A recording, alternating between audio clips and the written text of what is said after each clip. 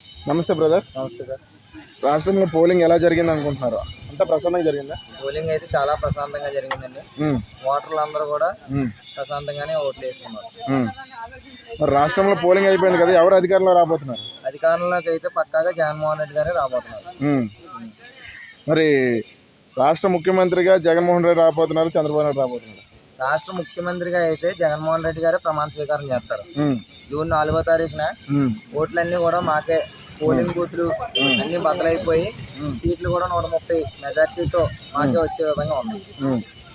మరి ఏ పార్టీకి ఎన్ని సీట్లు రావచ్చు? మా పార్టీకి ఎలాగైనా సరే 130+ లో ఉంటాయండి. అది వైఎస్ఆర్సీపీ. మా పార్టీకి ఏదైనా 130+ లో ఉంటాయి పక్కా.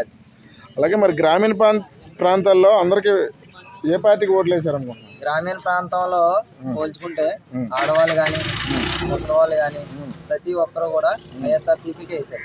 ఎందుకంటే ముసలి వాళ్ళు అనుకుంటే పెన్షన్ పరంగా పెన్షన్ 2 నెలల నుంచి కొంతమంది బ్యాంకులకు వెళ్ళడం కానీ, బ్యాంకుల్లో అకౌంట్లు లేకుండా, లేదంటే వాళ్ళ చేతికి డబ్బులు అందక వాళ్ళ మనవరాళ్ళ అకౌంట్లో పడి వాళ్ళు తీసుకొని వాళ్ళ చేతికి ఇవ్వకుండా, దానివల్ల కొద్దిగా మద్దతు మాకే లభించింది. మేము మా ప్రభుత్వంలో అయితే 1వ తారీఖు రాబోతుకి మా వాలంటీర్ వ్యవస్థ ప్రత్యేకంగా వాళ్ళకే చేతికి పట్టుకెళ్ళి డబ్బులు ఇచ్చేవారు. దానివల్ల ముసలి వాళ్ళు మాకే వేశారు. నెక్స్ట్ గ్రామీణ ప్రాంతం మొత్తం మహిళలందరూ కూడా ఒక అమ్మఒడి అయితే అవనాయి, చేయూత అయితే అవనాయి, ఆసరా అయితే అవనాయి. దీనివల్ల కూడా మాకే ప్రత్యేకంగా ఓట్లు వేశారు. దానివల్ల గ్రామీణ ప్రాంతాలు మొత్తం అంతా మెజార్టీ